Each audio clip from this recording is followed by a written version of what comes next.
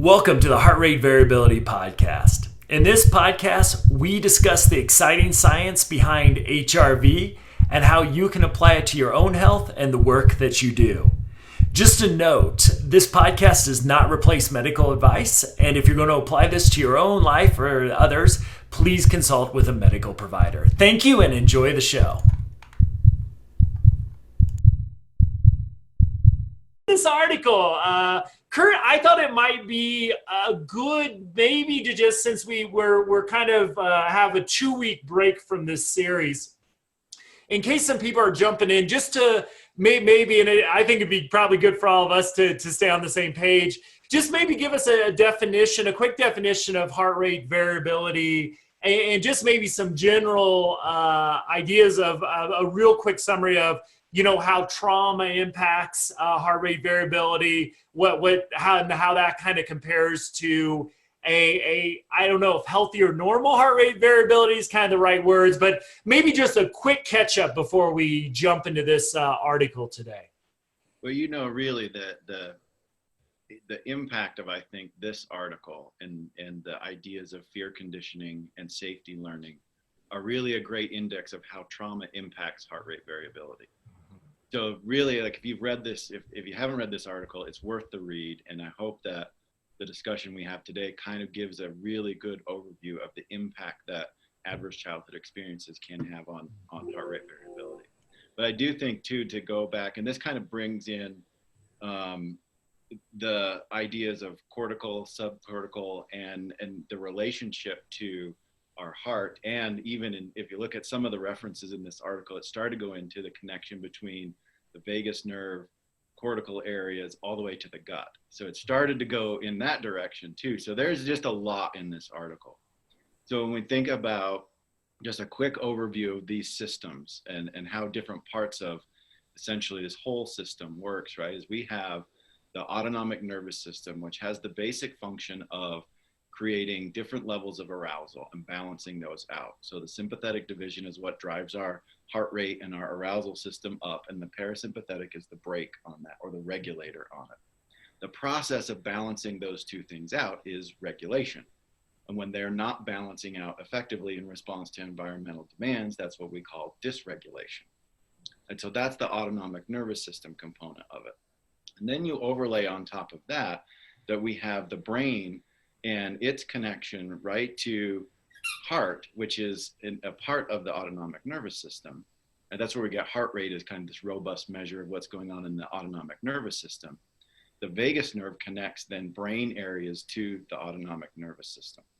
So we can then start to impact the outputs of the autonomic nervous system with our brain, not just our heart, not just our subcortical areas. So I thought that was something really important that was brought forward in this article. And one of the first, if you haven't read the first section of it, there's a great description of how all these component parts of the system work together.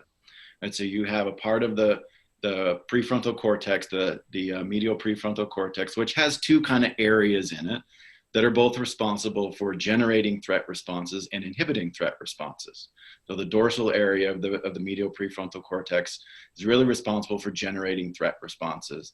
And then the ventral part of the medial prefrontal cortex is responsible for inhibiting those. And the way that part balances out is it's then connected to the amygdala.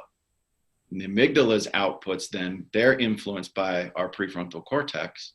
And the amygdala outputs then they give influence over the vagus nerve all the way in our brainstem through a collection of neurons that go from the amygdala and connect that to the medulla, or the part of our brainstem where the vagus nerve comes into our brain. And that gets you then to the heart and onto the gut later. And so that's how all of that kind of system works together. And one of the really important statements from the introduction of this article is that the basic overall output of this entire system can be indexed by heart rate variability. So, and this is really important when we think about not just fear learning or safety learning or the extinction of fear responses, but also in our adaptability to environmental demands. And in that, for me, that adaptability to environmental demands gets us right into the world of behaviorism and behavior analysis. That's what we study. So it's a nice, I think, looking at things inside the skin, outside the skin, environmental context, and how our bodies then change their ability to adapt to environmental demands based on our internal states. Great article. This article has a lot for me across these two kind of paradigms and ways of thinking. So can you just really quickly, for those that might be just jumping in, what necessarily, when you say heart, I think we know what heart rate is, yeah. but just give us a little refresher on heart rate variability. You bet. So heart rate is measured in beats per minute. You get a number like 60 beats per minute, meaning that within a 60-second period, there were 60 beats of your heart.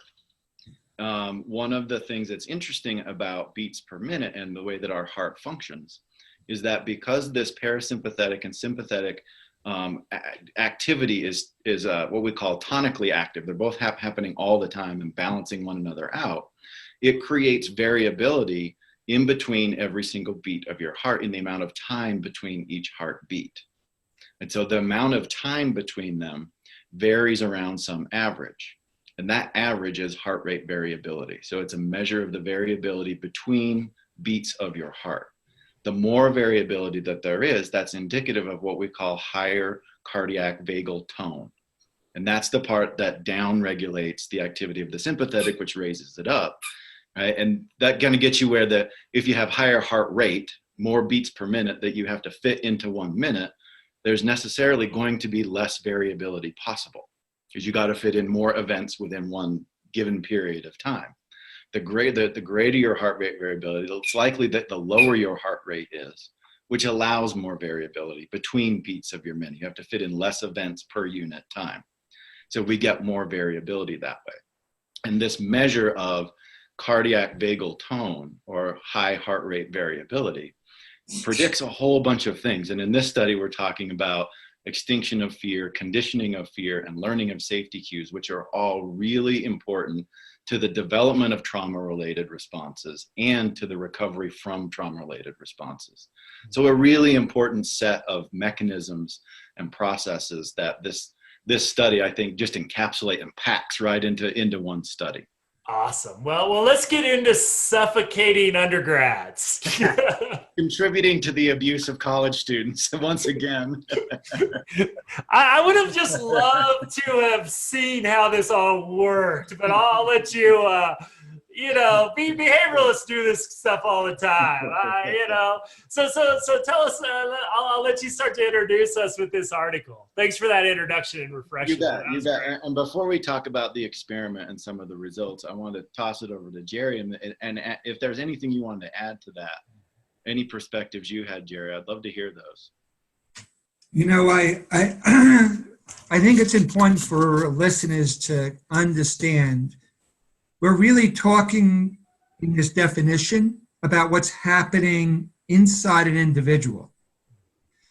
But these measures can be influenced by the presence of an attentive, attuned, responsive caregiver that can regulate the physiology of an individual so that we can also begin to look at not only what the individual's heart rate variability is, but also what are those factors in that individual's life that is going to influence these measures, right? So when we look at what's happening in therapy, one way we may look at it is there a reduction in symptoms, or is there improved functioning into doing it?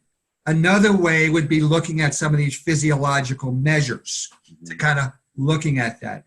So I think for those individuals who go, this is really great, but when would I ever think about using heart rate variability, is that you're using this stuff all the time.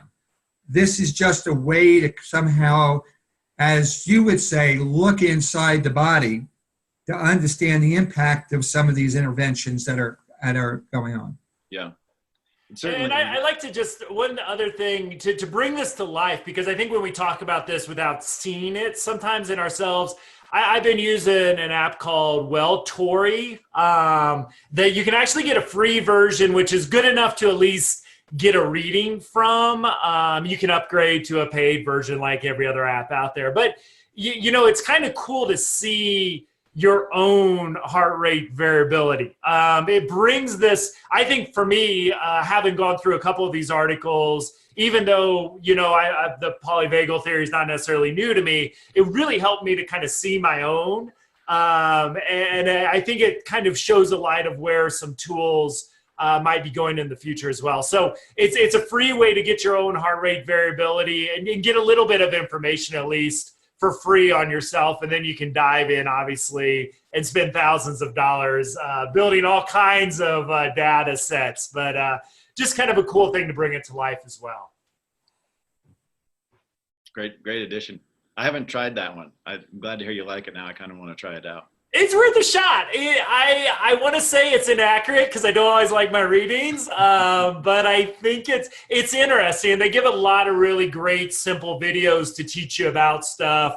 We're jumping to the research articles. You know, it's kind of like hey, I've never heard of heart rate variability before. Here's some introductory things of why and different uses for it. So if you're interested in this topic and really want to look into your own skin, so to speak, it's worth doing it. It's just a cool use of technology too, in my opinion. So, and you don't have to buy anything if you got a smartphone. So it's, again, you can get it for totally free. So, which is always nice. So the experiment. Let's go for it. Let's suffocate these undergrads. So the experiment was a new fear conditioning paradigm. Normally, fear conditioning has been done using classical conditioning, which is pairing, right? That's different than operant conditioning. Take a drink, everyone. We said operant. It's been a while since we used the I know. The OC. So classical conditioning is Pavlov's dogs, right? That's sound of a bell, sight of food creates a reflex. So that's what this paradigm is. This is not like you do this, you get a reward, right? That's operant. This is not operant. So this is what we would consider to be involuntary behavior. You get a reflex, you change light levels in a room, your pupils dilate. Right? That's an unconditioned stimulus with an unconditioned response. That's a reflex.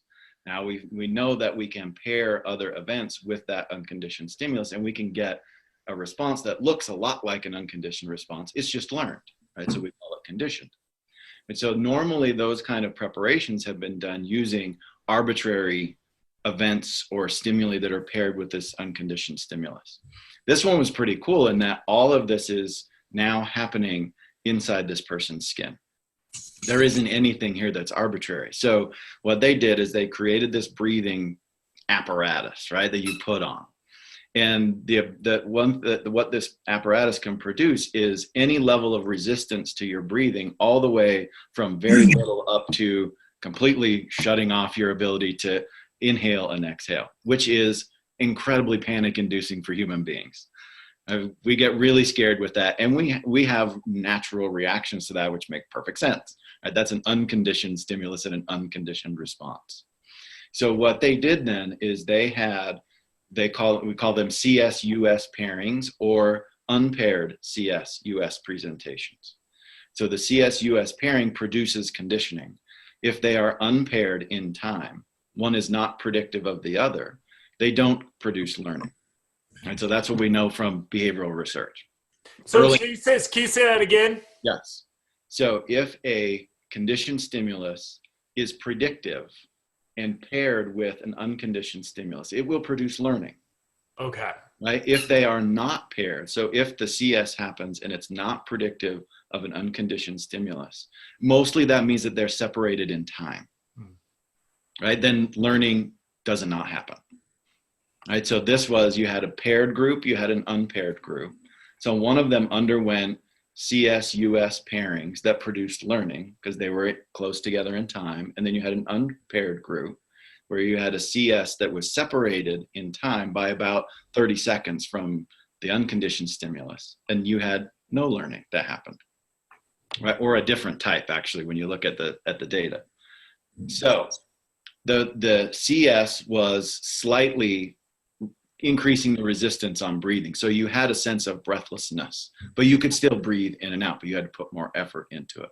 So it gave you a little bit of a feeling of not being able to. Little suffocation. A little suffocation, better than all suffocation. An asthma attack. And I feel like I should say one more time that this was not done on traumatized children. Like, did not re-traumatize anybody to do this research. So then the other part was you had the unconditioned stimulus, which is when this apparatus completely shut off your ability to breathe in and out.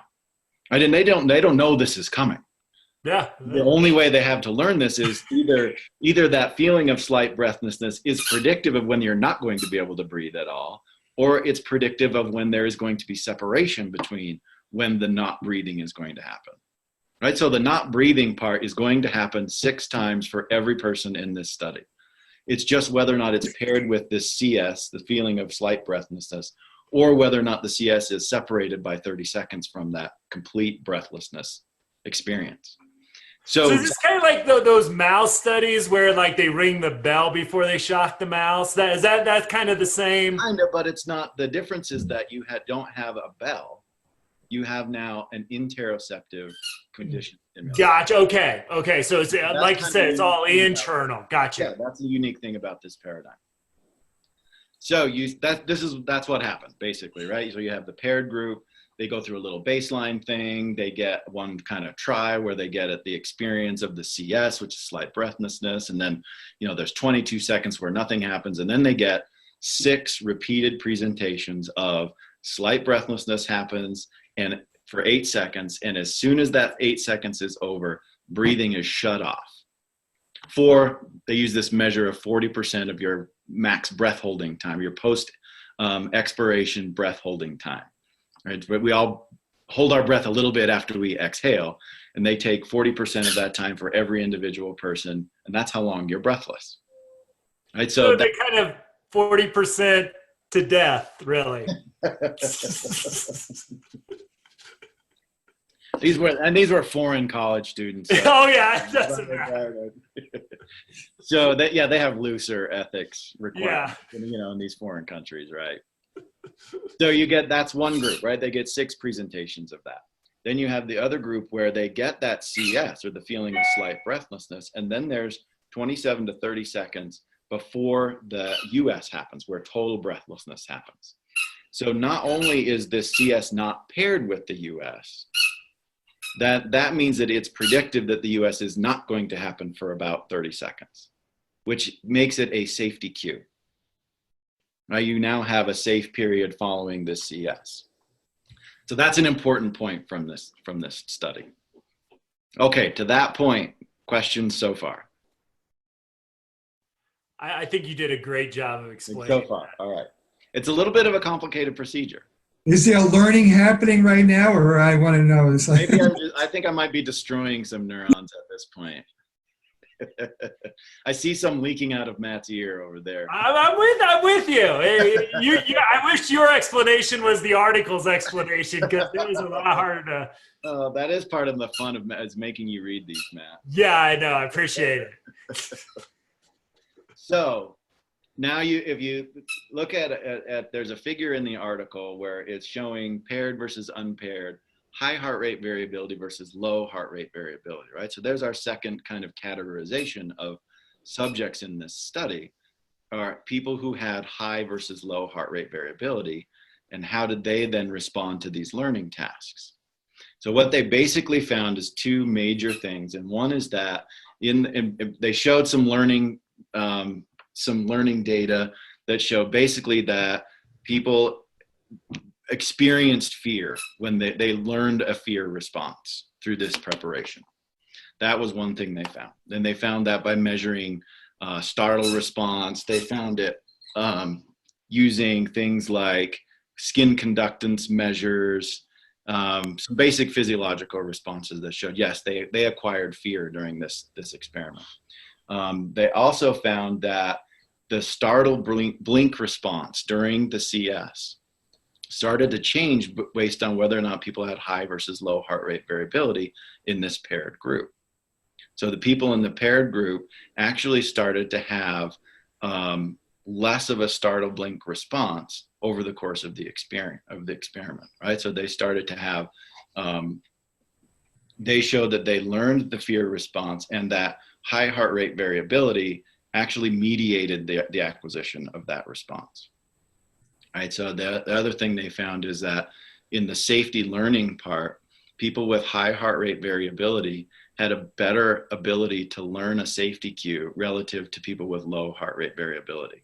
So the reverse of that is also true, that people with low heart rate variability had increased, they actually acquired the fear response faster, and they did not learn a safety cue. They could not extinguish the fear response during the periods of extinction.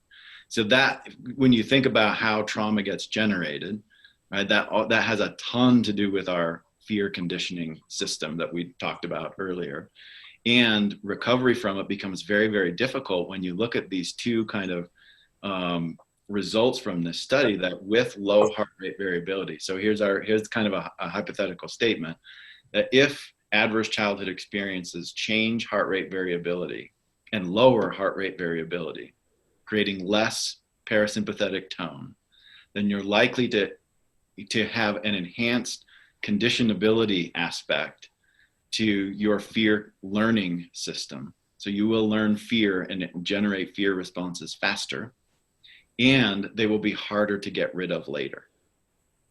Right, so there's a cascade here from adverse childhood experiences impacting a physiological mechanism, and then that both increases our ability to generate fear responses and learn them. So we're more adaptable in learning fear, and we're also less likely to forget it.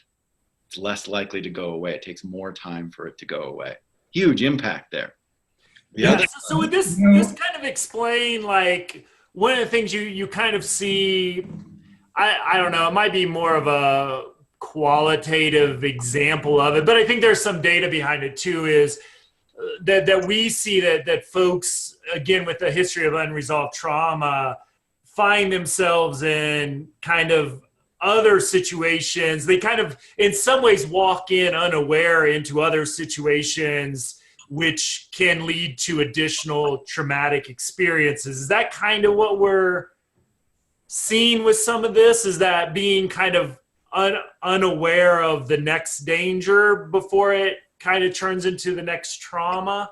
It can be a side effect of this process. Okay. That's how I think of it. Jerry, jump in if you want to jump in on this one. I want to kind of jump in with a couple of thoughts about this. One is, this article really talks in a kind of a physiological way about why we can't just look at adverse experiences. Is that both an individual's physiology and what we know is relational health or relational poverty can make some individuals more vulnerable to adverse experiences and the long-term impacts of those. That's a great point. Or it could become a protective factor. Yep. Right? So we can't just look at adverse experiences, add them up, and say, this is what's going to happen with this individual. Because we're learning that there's a different vulnerability and a resistance and an increased likelihood of generalization and in some ways exposure, as you're talking about, Matt.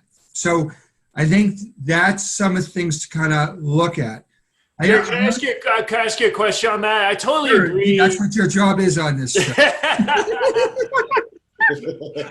I totally agree that if you look at the individual, let's say that has an adverse childhood experience, if we think about just that they have 6 ACEs, for example, that they've had relatively, I don't want to go in the ACE, but they've had roughly 6, types of childhood trauma or adverse childhood experiences. Well, we can't necessarily look at the individual and say, this person's going to have all these negative outcomes, because again, the right variables in that person's life, they actually might build up resiliency and strength. But would you say if we looked at 100 people with 6 ACEs, we could say of that group, we could say that as a group, we could assume that the majority of them would experience these symptoms later in life if they don't get the right treatment? Well, all we could say is they exhibit risk factors. That's what we could say. That the ACEs study was done on 17,000 individuals, and people with 6 or more, or actually 3 or more, had risk factors. But within that group, there's many people who have 3, 4, 5 who are doing well. And one of the important factors is the relational history they have, but also the impact of that relational history is a more robust physiology that allows them to be more flexible and adaptive to those types of exposures. So it, again, is not to say automatically you have this is where you're getting. It's a risk factor. We also have to look at what are those protective factors that are going to, in some ways, lead to these kind of outcomes. It also talks about, which is one of the things I'm always talking about in schools, is what it, and you, Matt, may have experienced this. You go and talk about trauma-informed or trauma-sensitive approaches. The first thing they want to talk about is the most dysregulated person in the school. Can you help me with that? Yeah. Right? Is really what we're beginning to look at is there's children who are actually doing well in school but have had exposure to risk factors. Creating a relational environment that's sensitive becomes a protective factor that those children won't go on to becoming problematic. So we're looking at really increasing protective factors for those children in schools so that they can in some ways benefit from the relational experiences or the cognitive, and eventually increase the heart rate variability if that's one of the measures you're using. So we can't just look at, we can't just look at symptomatology, because you could actually have a really vulnerable physiology but not been exposed. Which means that if you ran into something that was, say, 2 people go out and get in a car accident, one person with low heart rate variability may have really long-term impact from that, where this other person may not.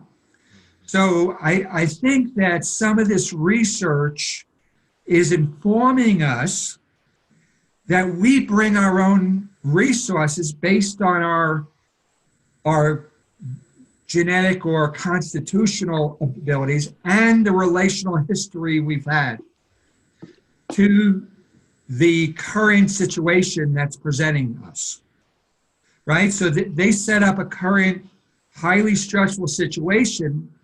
These individuals weren't the same experiencing this situation the same way based on that, right? So I think these are important for us to kind of understand when we're trying to look at this, especially this issue of, are you resilient or you're not resilient?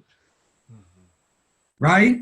Is that in some ways, this individual had certain experiences that allowed them to be more resilient to this situation in the moment, where this individual, because of their life history, the same exposure, they really became, and then we say you weren't resilient, is that it becomes, in some ways, a negative to kind of look at that.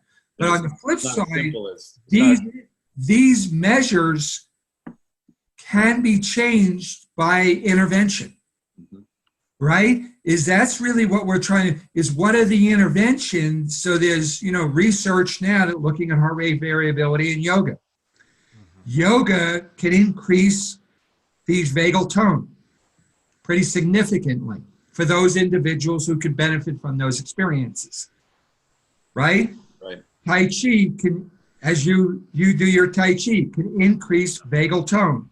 So what we can look at really is not just the negative exposures, but what increases some of these protective factors. Yeah. And even with the measure of heart rate variability we call respiratory sinus arrhythmia, Jerry, we've talked about this one before, that when you breathe in, your heart rate goes up, and when you breathe out, your heart rate goes down. That's part of the balance or the regulation of the two divisions of the ANS.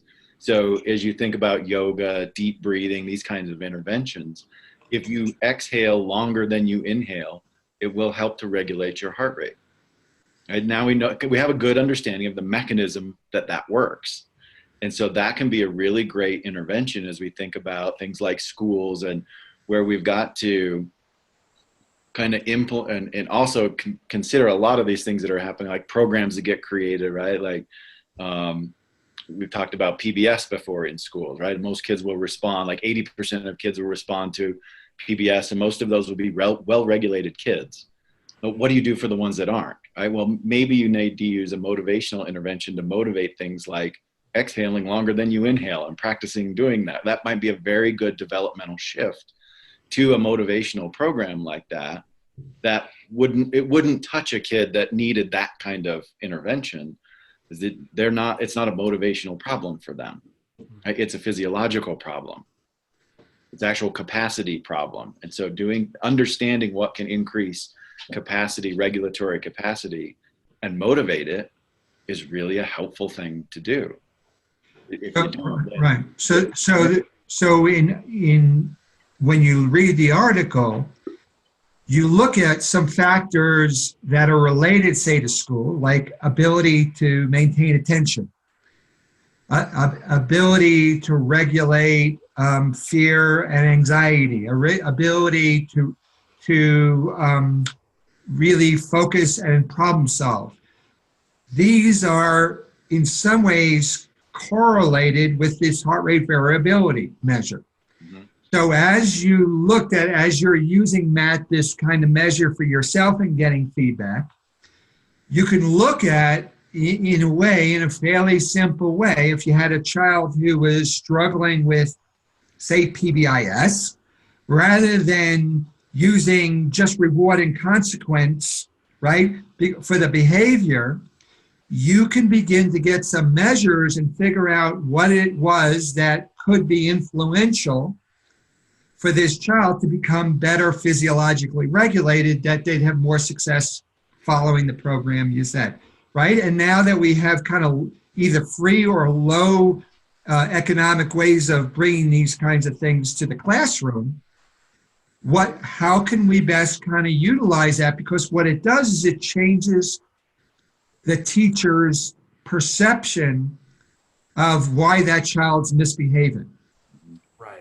Well, one of the things I find interesting and a little depressing I'll share my measurements at some point. I'm still working on getting the baseline number down, but you look out in a normal classroom of 25 or so kids, and the interesting thing that I'm learning from the app is that the heart rate variability might change throughout the day, but a lot of times when I need to work, I'm not physiologically in a place to do that necessarily at my peak. So it gives you like productivity measures and says, hey, to me, oftentimes it says, hey, you just really need to go to sleep right now. I'm like, well, that would be nice, but I got to work. It's like, just go to sleep, Matt. Just go to sleep. Don't do anything because you'd be terrible at it.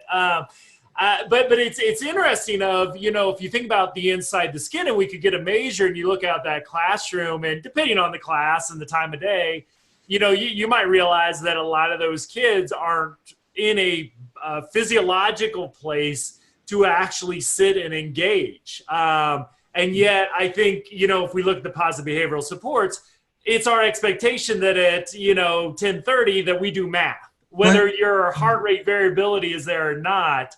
And what I think is a little tough is, we can do a little bit of mindfulness practice. And I guess I'll throw this question out. My firsthand experience with measuring mine for a couple weeks now is a little bit of deep breathing doesn't make a significant enough change in my heart rate variability to get me ready for that math class, if that makes sense. is Sure. that there's a long-term variability where, hey, I could, do some 2-to-1 breathing, love that stuff. I do it every day. And yet it's not going to get me to a place where I'm necessarily ready for math. And that's been a big insight for me as well, because I think we'll just have everybody take a few deep breaths and we'll be ready to learn math. And I don't think part of that, Matt, part of that issue goes back to your question about what is this for this person? What is this for 100 people, right? Yeah. So your heart rate variability app is based on 100 people or 1,000 people. right. So it might not be relevant to you. It may be giving you a message that says you're not ready to work, but that's an average based on 100 other people. And you have an individual difference there that you might be ready to work. That's your physiology. Yeah. That's where I think a real value of kind of this single case design thinking to intervention is really important, and taking like one case at a time. And when you're doing applied work, you use some of that 100 people, that group data, statistically average data, to help you guide and design decisions. But every decision with a person is based on that person. And so that's an important distinction, I think, to make. And maybe people start using that and they're like, I feel fine, I'm ready to work and I got to do this, but my app says don't. You might not need to follow that every single time, right? It's based on a group of people who may be so dissimilar from you that it's not even relevant, and it's still averaged. Mm-hmm. So your physiology is still one piece of that. And I think that's important to bring into how we think about this as well. Yeah. I think that's, first of all, excellent point, right? To kind of think about that. This information could kind of freak us out a little bit, right? But it's not about us. But the other piece, though, I think is very important is you have a history and you're an adult. And so when you're tired, you have other coping strategies that help you engage in the task as well, right? Yeah.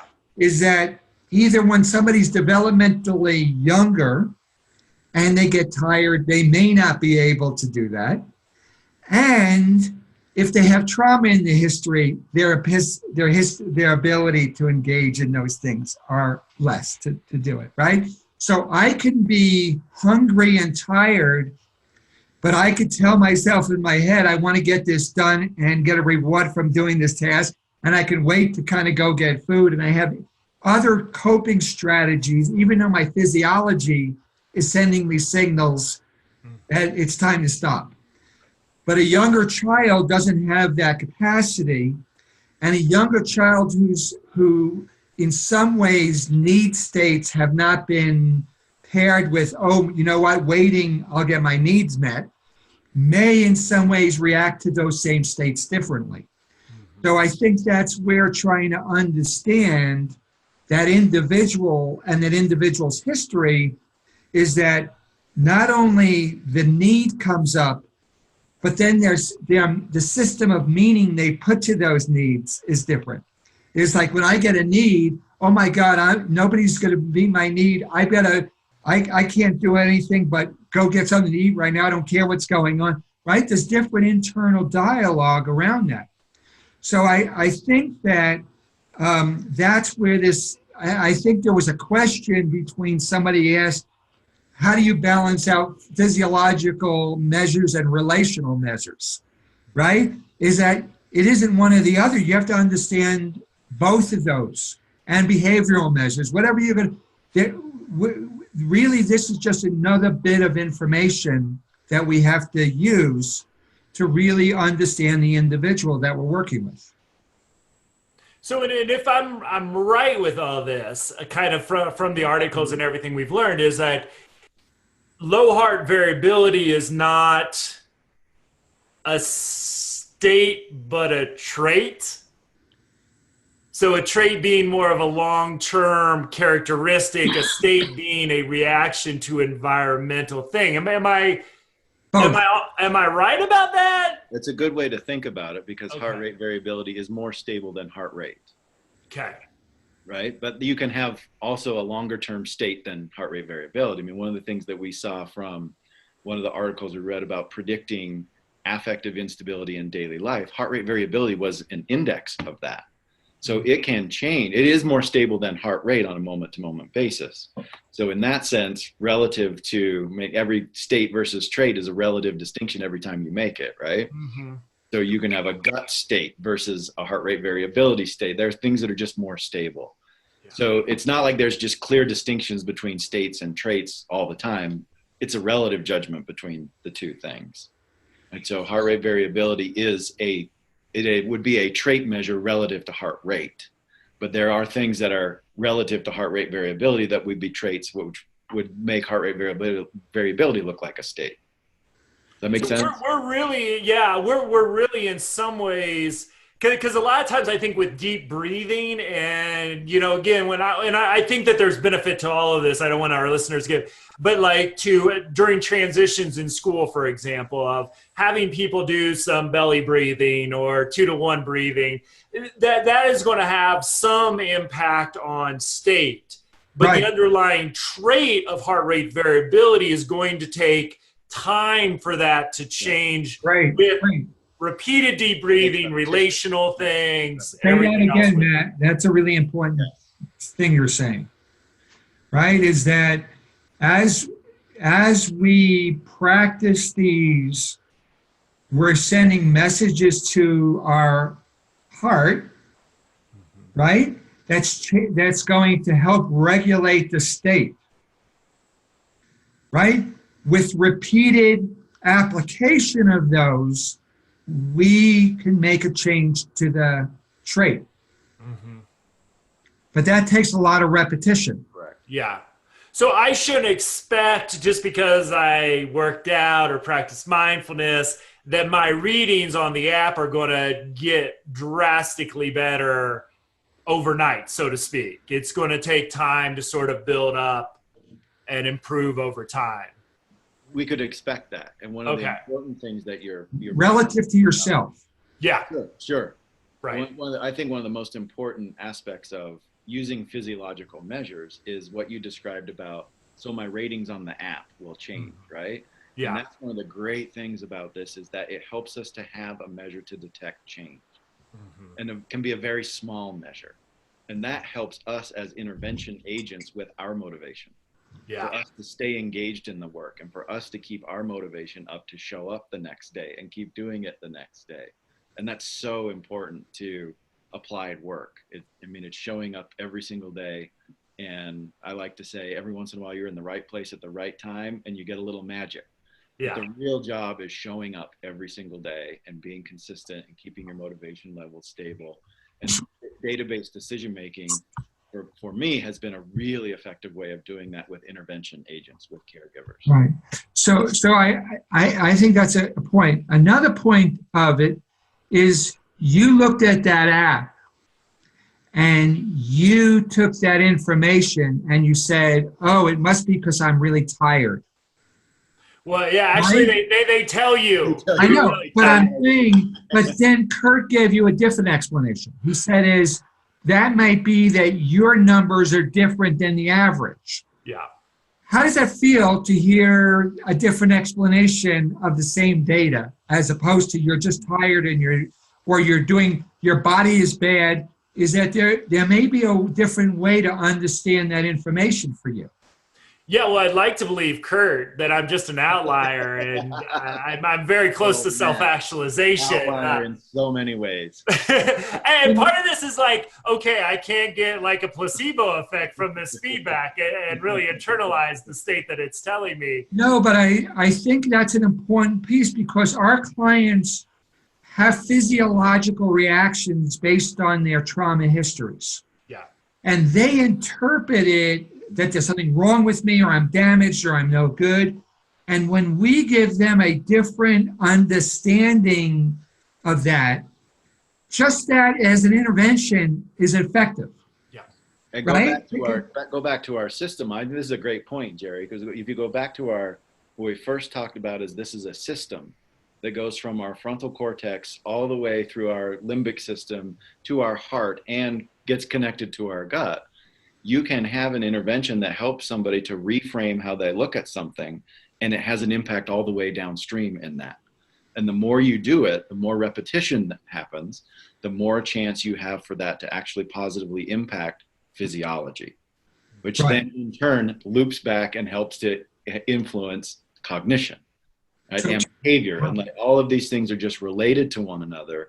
So you look at where you put your intervention, and this gives us one more way of going, am I intervening cognitively? And am I intervening relationally? Am I intervening physiologically or behaviorally? And you can hit all of those. And that helps you just select your interventions so much more targeted and so much more intentionally. Well, that's what I think this app does a interesting job of, especially, again, if you upgrade and pay for some of the bells and whistles. But it's like, you know, one of my skills that I use for self-care is to work out, because some data tell 5 to 6 times a week of 35 to 45 minutes of vigorous exercise is what you need. And yet variable heart rate, you know, information shows that actually if you're not in the right state to work out, you could actually do harm. So it's this freaking stuff is so complex.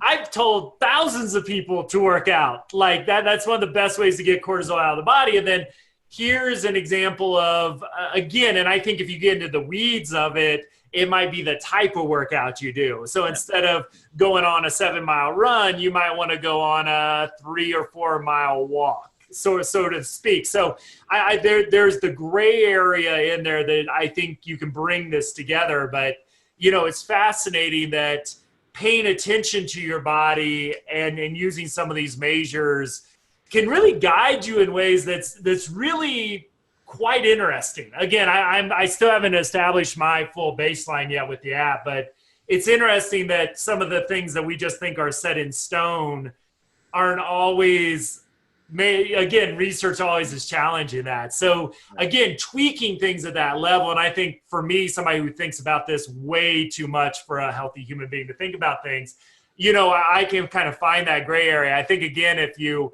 think about some people that are just trying to, okay, I need to feel better, it might be a little bit more overwhelming. But it is fascinating that the finer tuned measurements we get, our interventions can be more and more specific. And again, I'm not sure how I would use this with somebody in a clinical setting necessarily yet, but you can see the possibilities there for sure. So, and I wasn't using heart rate variability, I was using heart rate. And I had one of the issues, we had a young lady that was in a treatment center. And one of the recommendations were, because she was depressed and is to get her up doing physical activity, right? And so really what they wanted her to do is kind of run laps around this field that, you know, the field, right? Yep. And so just looking at it, she was walking around this field. She would walk around. Well, the people were trying to say, well, you know, she's not motivated, she's not. When we put a heart rate monitor on her heart rate was actually pumping at a higher rate than the kid who was in good shape running around the field. Yeah.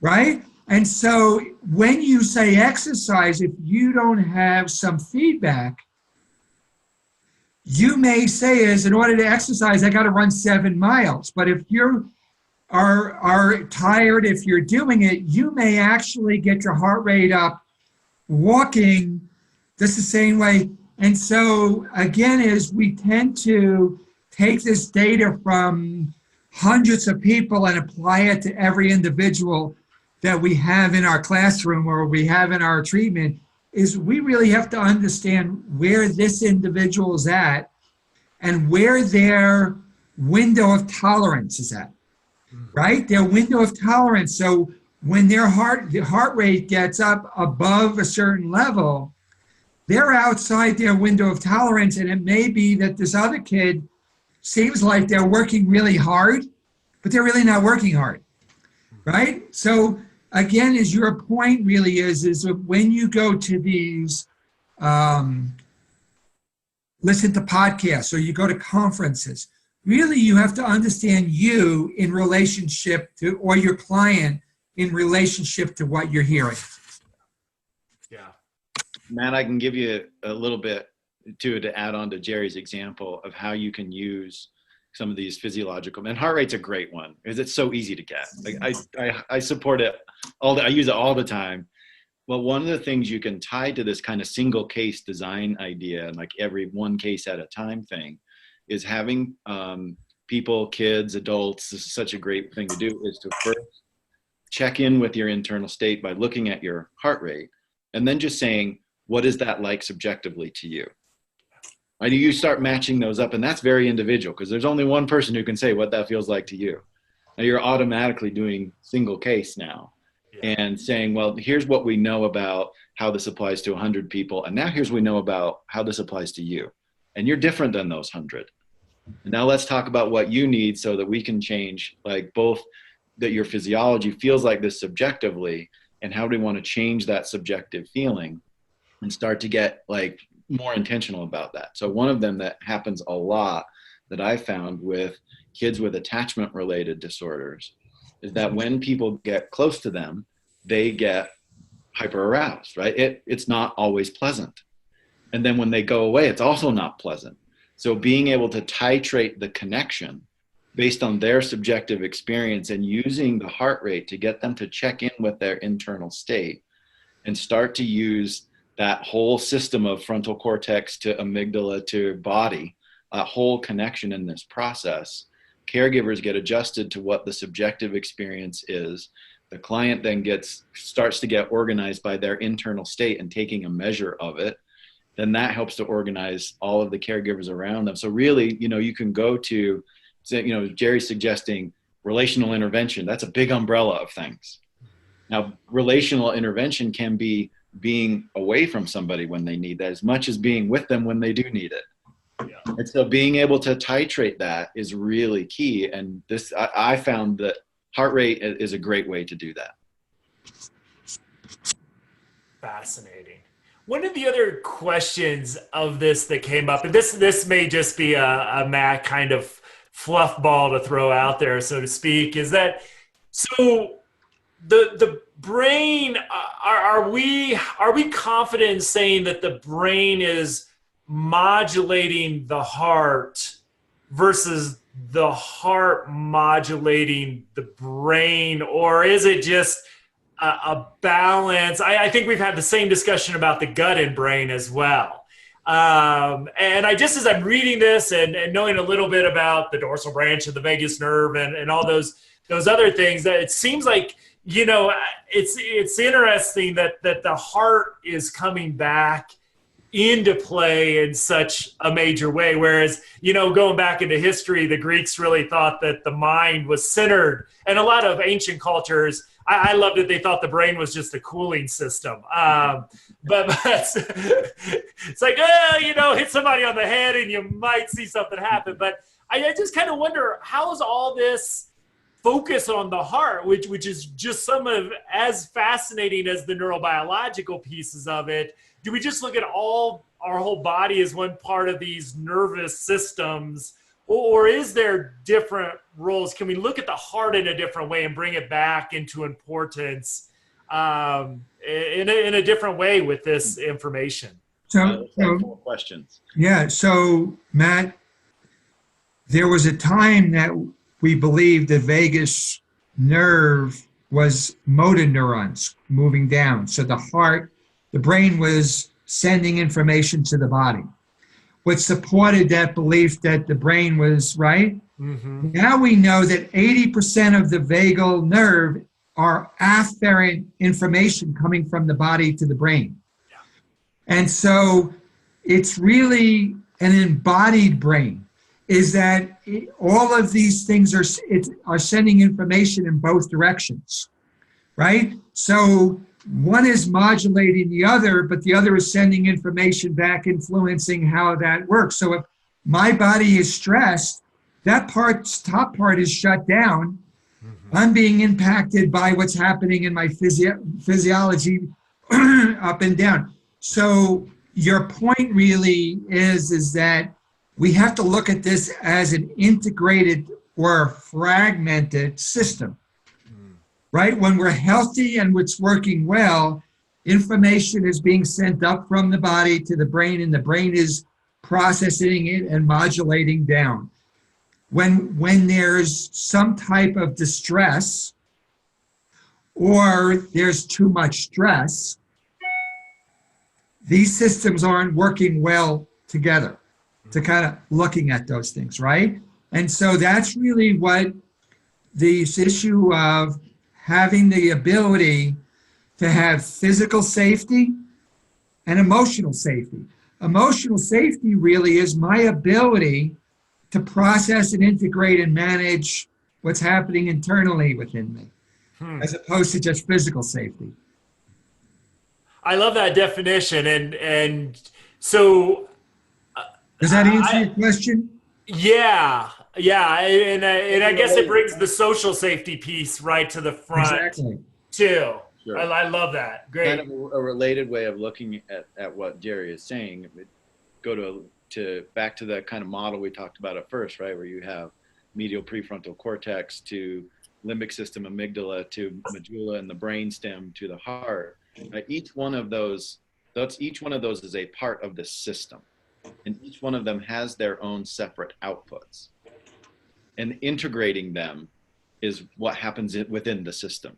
Mm-hmm. So they all have their own like functions that we study independently of each other. But each one of those outputs then impacts the next one in the bidirectional way that Jerry is talking about. So they're all producing things. The ANS produces some outputs, right? And that output then gets integrated with the heart and with the brain and with the brainstem and with the gut, and all of those outputs. Then there's a way for those outputs to talk to the next level, and all of those then start to interact with one another. So Right. We study it independently of one another, but they all function in an integrated way, which is really hard for us to understand and study. Right? So, it's difficult. So that's why interventions can be top down, or they could be bottom up. Can you define that a little bit, Jerry? I think that's a great... So top down would mean I'm using higher level cognitive processing to, in some ways, we talked about reframing. I'm using a different way of thinking to influence my physiological reactions. But I can use breathing and, say, engagement in some kind of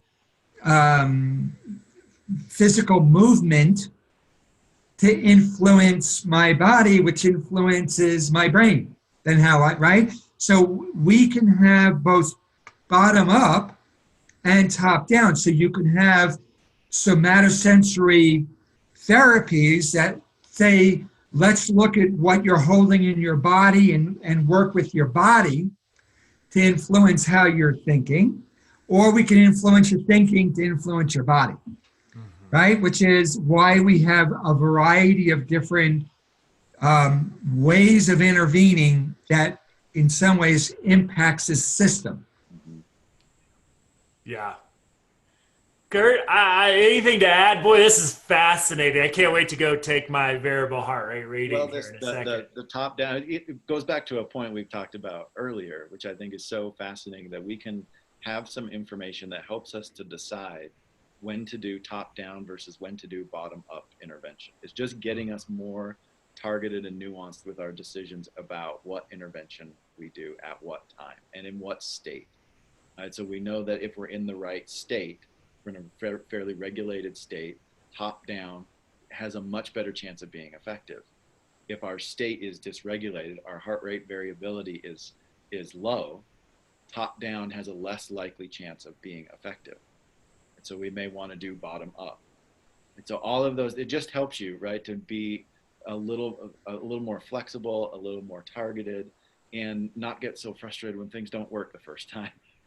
You go, oh, maybe I need to take a little bit more information, and I had something I thought was going to work and it didn't. And then we go, oh, maybe I need to understand why that didn't work, and I can change my direction that still is staying in line with what we know about the brain and the body. Which is important to know, because so much of our culture is cognitive verbal. right? And we tell people what we want them to do. In school, we give them instruction, expect them to do what they want to do, right? And so having an understanding of this issue of bottom up would change how we would interact, right? So that child who's in some ways dysregulated and we're telling them what it is we want them to do and they're not responding, it might be much better to get them up and take a walk and do something with them so that they can get better and can make use of it, right? As looking at that. So when we begin to change our understanding of you're not just the brain influencing your body, it changes. So now we see yoga as a therapeutic intervention. We see lots of somatosensory interventions. We see a lot of why, in some ways, increasing positive exposure to something could actually be positive, as opposed to just we're reinforcing negative behavior. That may be true for some, it's not true for all. So having some understanding of this really allows us to more individualize our interventions to be more effective. Awesome. Any last thoughts? That's, I think, a really good way. So the article, I know you can tell it spurred on a great conversation, but it really is fascinating as it goes into different kind of responses and what these poor students, again, I'm just glad I didn't have to go through that study. But again, we know more about undergrads and mice than anything else in the universe, I think, at this point. So at least they got extra credit. Let's put it that way. So hopefully for this, or paid. So Curt, Jared, great conversation. I continue to learn so much through this exploration. And so thank you for joining us for this episode. If you're interested in more information about HRV, please visit us at optimalhrv.com. Also, if you visit optimalhrv.com, you'll be able to sign up for our email list and download our free ebook, Healing with HRV. Thank you for joining us, and we'll see you next episode.